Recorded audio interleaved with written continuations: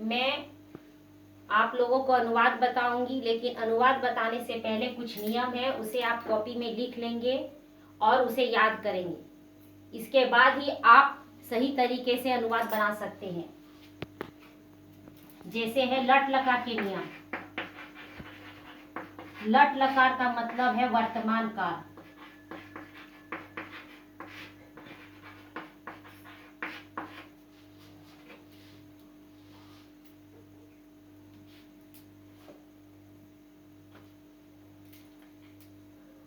यहाँ हम लिखेंगे पुरुष,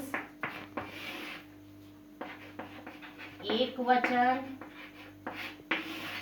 द्विवचन और तीसरा है बहुवचन।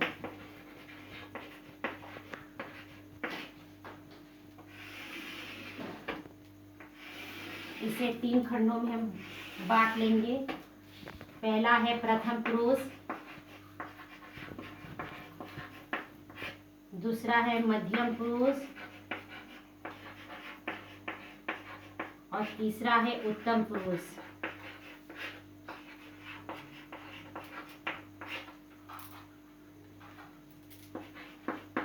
ती, त,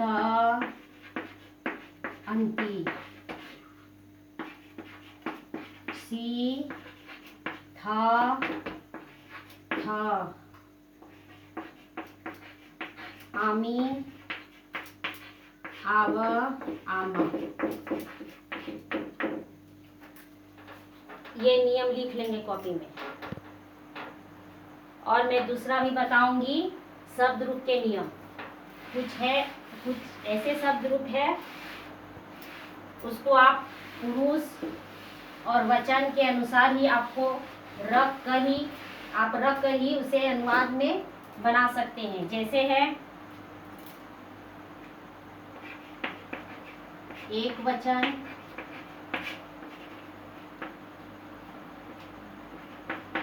द्विवचन, बहुवचन।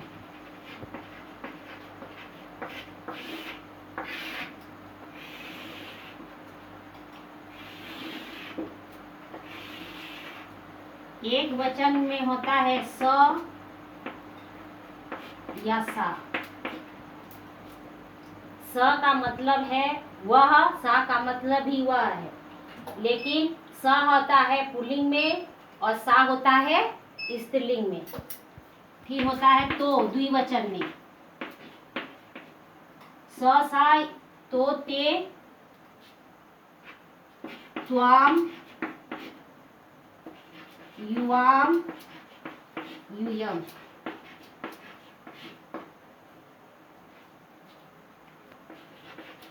अहम,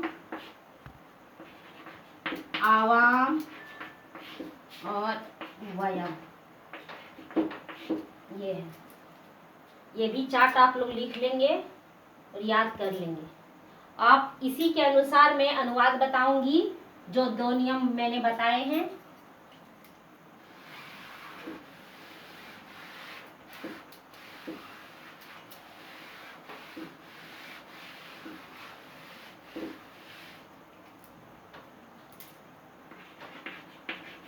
अनुवाद।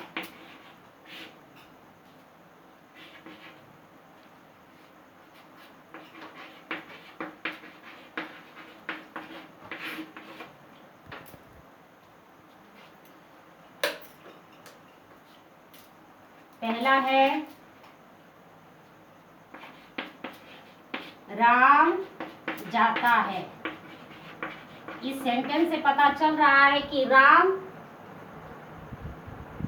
जाता है, यानी अभी वो जा रहा है, यानी वो वर्तमान काल में है। राम के जगह में राम ही रहेगा, लेकिन पुल्लिंग के जगह में हम विसर्ग का उपयोग करते हैं, तो राम का हो जाएगा राम। यहाँ जा रहा है, यानी गम धातु रूप में हम जाएंगे। तो गम धातु रूप का प्रथम पुरुष का एक वचन में क्या है, ती हम पहले बताए, तो क्या हो जाएगा गच्छति।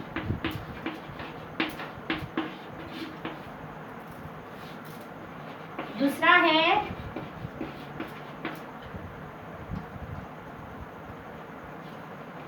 सीता हंसती है। सीता स्त्रीलिंग है तो यहाँ पर विसर्ग नहीं लगेगा, सीता का सीता ही रहेगा। सीता हस धातु रूप है तो यहाँ पर भी एक वचन का बोध हो रहा है तो ती होगा, हसती।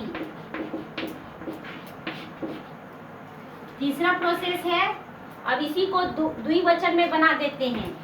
राम और सीता, राम और सीता खाते हैं। यहाँ इस सेंटेंस से पता चल रहा है कि यहाँ द्विवचन यानी दो संख्या का बोध हो रहा है। तो राम के जगह में राम हो जाएगा, राम सीता। और का संस्कृत होता है च, तो इसको हम बाद में लिखते हैं। राम सीता च, तो तीत होता है द्विवचन में, तो क्या हो गया, खाद धातु रूप में जाएंगे, खादत।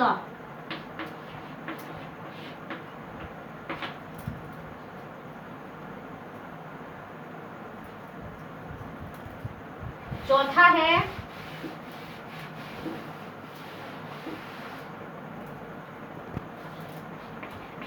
चौथा में हम बहुवचन में बनाएंगे, जैसे वे लोग